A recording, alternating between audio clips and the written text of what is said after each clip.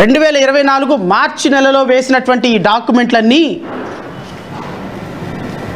2026 సంవత్సరంకి వచ్చేటప్పటికి ప్రభుత్వం మారేటప్పటికి నేను అడుగుతున్న ముఖ్యమంత్రి గారిని, నేను అడుగుతున్న నారా లోకేష్ గారిని, పబ్లిక్ మీటింగ్లో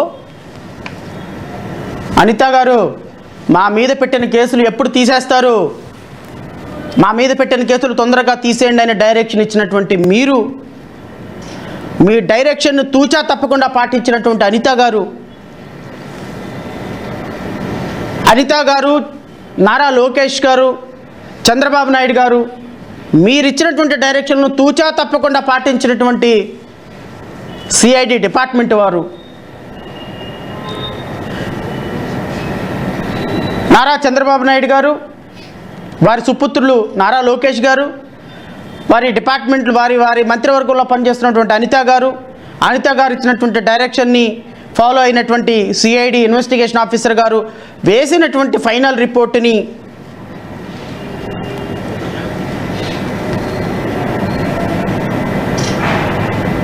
మరి ఏ కాన్సెప్ట్తో ఏసీబీ కోర్టు యాక్సెప్ట్ చేయదలుచుకుందో నాకైతే తెలియదు. నేను వ్యవస్థలకి తప్పు పట్టను, ఎందుకంటే న్యాయ వ్యవస్థ మీద అపారమైనటువంటి గౌరవం ఉన్నటువంటి వ్యక్తిగా, న్యాయం ఏదో ఒక రోజు 4 పాదాల మీద నడుస్తుంది, నిలబడుతుంది అనేటువంటి ఒక నమ్మకంతో నేను రాష్ట్ర ప్రజలకి ఈ విషయాలు చెప్పే ప్రయత్నం చేస్తున్నా.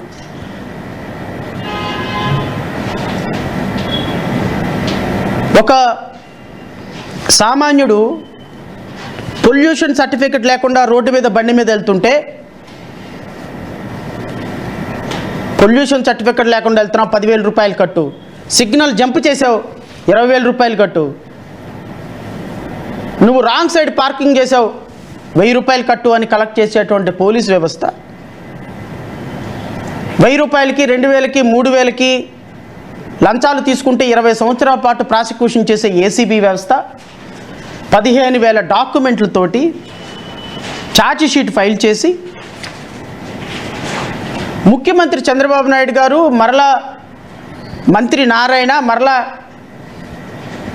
ఐటీ శాఖ మంత్రి నారా లోకేష్ అయిపోయేటప్పటికి కేసులన్నీ, ఆధారాలన్నీ ఆవిరైపోయి ఉష్ గప్ చూప్ సంబార్ బుడ్డి అని అసలు చంద్రబాబు నాయుడు గారు అద్భుతమైనటువంటి నిజాయితీ కలిగినటువంటి వ్యక్తి, అసలు ఆయన ఏ విధంగానూ తప్పు చేయలేదు,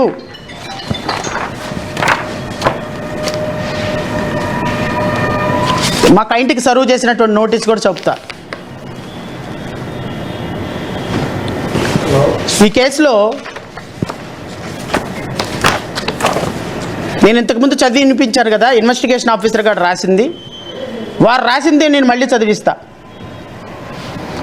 after reviewing the entire case, అంటే ఇప్పుడు ఈ ఫైనల్ రిపోర్టు 2026లో ఈయన ముఖ్యమంత్రి కాకముందు, అంటే ఈ దేశంలో ఏం చెప్పదలుచుకున్నారంటే సిఐడి డిపార్ట్మెంట్ వాళ్ళు, ముఖ్యమంత్రి కాకముందు తప్పు చేసి ఉండొచ్చు, కానీ ముఖ్యమంత్రి అయిన వెంటనే తప్పులన్నీ పునీతమైపోయి పరమ పాపాత్ములందరూ పుణ్యాత్ములు అయిపోతారు అని చెప్పదలుచుకున్నటువంటి ఏసీబీ సిఐడి డిపార్ట్మెంటు నెలలేని బాయిలో దూకండి ఎక్కడైనా సిగ్గుశరం లేకుండా. మీరెట్లా ఇన్వెస్టిగేషన్ ఆఫీసర్లు అయ్యారయ్యా? మీరు ఎలా ఇన్వెస్టిగేషన్ ఆఫీసర్లు అయ్యారు? అసలు మీకు పోలీసు యూనిఫామ్ వేసుకున్నటువంటి నైతిక అర్హత ఉందా? మీకు పోలీసు యూనిఫామ్ వేసుకున్నటువంటి నైతిక అర్హత ఉందా? గుర్తుపెట్టుకోండి.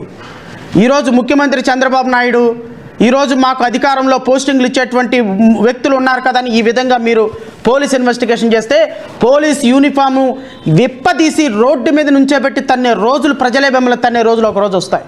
ఎప్పటికే పోలీస్ డిపార్ట్మెంట్ అంటే సిగ్గులేని, అది ఒక కరప్ట్ డిపార్ట్మెంట్ అని సామాన్యుడి దగ్గర నుంచి, రిక్షా దొక్కునే వాడి దగ్గర నుంచి సాధారణమైనటువంటి న్యాయవాది వరకు మీ మీద ఒక ఒపీనియన్ పోయింది. మీరు తినేది రక్తపు కూడు, మీరు తింటుంది ప్రజల దగ్గర నుంచి, ప్రజల పన్నుల్లో నుంచి డబ్బులు కట్టించుకొని, యూనిఫామ్లు వేయించుకొని, సిగ్గు లేకుండా సెల్యూట్లు కొట్టించుకున్నటువంటి మీకు అసలు ప్రజాస్వామ్యంలో పోలీస్ డిపార్ట్మెంట్ అని మాట్లాడుకునే అర్హత ఉందా అని అడుగుతున్నాను నేను. ఏమవుతాయా? ఏమవుతుంది? మహా అయితే ఒక పోస్టింగ్ ఉండదంతే.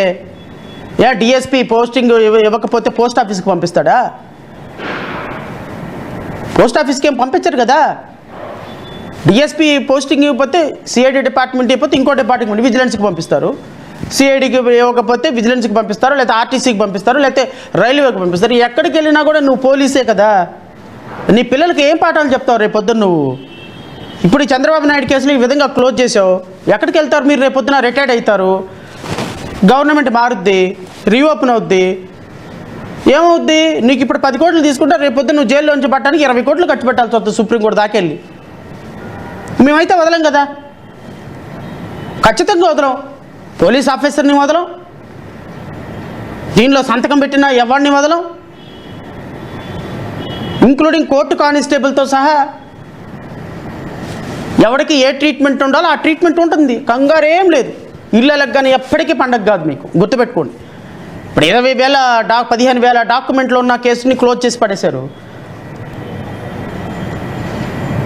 న్యాయస్థానాలు కూడా క్లోజ్ చేసేసినాయి ముఖ్యమంత్రి కాబట్టి. రేపు ఇద్దరు అక్కడికి వెళ్తారు, government మారుద్ది.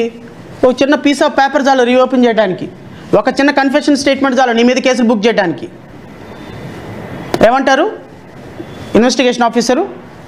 After reviewing the entire case and the evidence on record, I'm of the opinion that the case may be closed as a mistake of fact in the interest of the justice. నీ మొఖానికి ఒక justice, interest of the జస్టిసా? జస్టిస్కి అసలు value తెలుసా నీకు?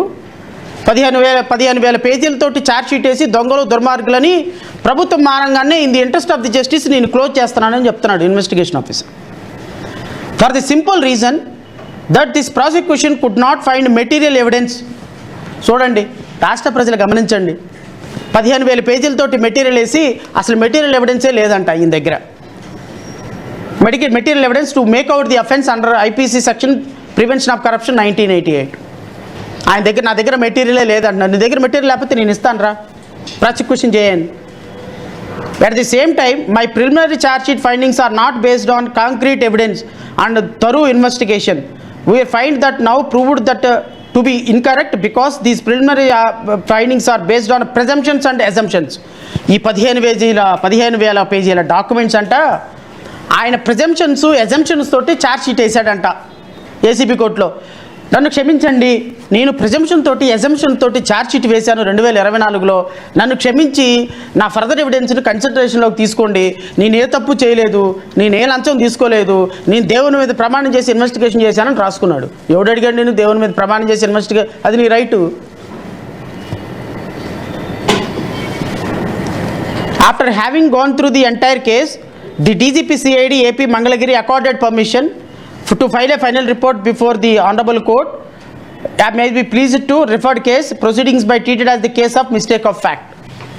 18/2/2026 ఇదే investigation officer ఎవరు? విజయభాస్కర్ అనేటువంటి investigation ఆఫీసరే కేసును close చేశారు. రాష్ట్ర ప్రజలకి నేను గౌరవ ముఖ్యమంత్రి గారికి సంబంధించినట్టు ఒక వీడియో చూపిస్తా. ఎందుకంటే వారు ఈ వీడియోలు చూస్తే వాళ్ళకి అర్థమవుద్దో లేదో నాకు తెలియదు, కానీ సో మనం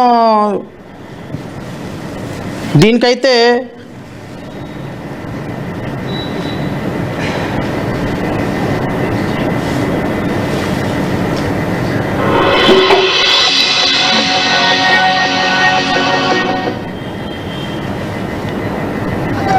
సమీక్ష నిర్వహించారు ముఖ్యమంత్రి. ఎవరైనా చాలా కఠినంగా వ్యవహరించాలి, ఎవరైనా సరే ఉపేక్షించొద్దు అన్నారు. ప్రమాదాల్లో ప్రాణాలు కోల్పోకుండా చర్యలు తీసుకోవాలని చెప్పారు. ముఖ్యంగా మహిళలు, చిన్నారులపై జరిగిన నేరాలపై కఠిన చర్యలు తీసుకోవాలని, మదనపల్లి తరహా ఘటనలు మళ్లీ పునరావృతం కాకుండా చూడాలని ఆదేశించారు. రౌడీ షీటర్స్ ని కట్టడి చేయడానికి డ్రోన్లతో నిఘా పెట్టే అంశాన్ని కూడా పరిశీలించాలని చెప్పారు.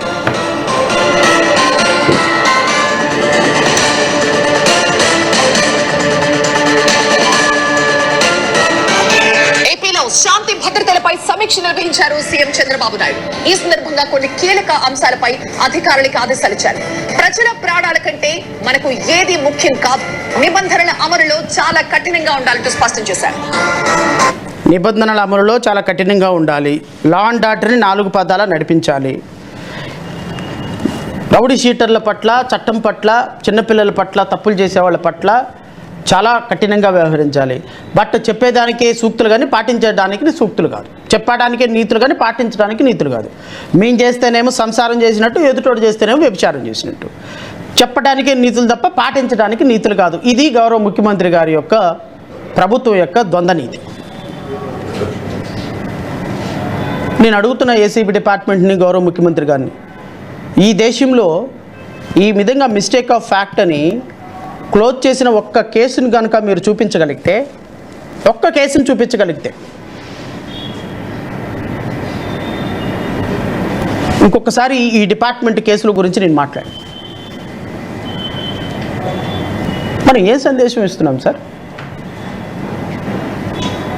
పోనీ ఒక పాలసీ డెసిషన్ తీసుకోమంటున్నా, ఏసీబీ కేసుల్లో ఉన్నటువంటి వాళ్ళ కేసులన్నీ క్లోజ్ చేసేసేయండి, ఒక లెటర్ ఇచ్చేసేయండి. ఎవరైతే తెలుగుదేశం పార్టీకి సపోర్ట్గా పనిచేస్తారో, ఎవరైతే జనసేన పార్టీకి సపోర్ట్గా పనిచేస్తారో, ఎవరైతే భారతీయ జనతా పార్టీకి సపోర్ట్గా మాట్లాడతారో వాళ్ళ ఏసీబీ కేసులన్నీ తీసేస్తాము అని చెప్పి ఒక జీవో ఇచ్చేసేయండి, జీవో క్లోజ్ చేసేసేయండి, మిస్టేక్ ఆఫ్ ఫ్యాక్ట్ కింద వేసేసేయండి తప్పుడు కేసులని. మరి మీ కేసులు తప్ప మిగతా కేసులన్నీ కూడా సత్యలంగా, నీతిగా, నిజాయితీగా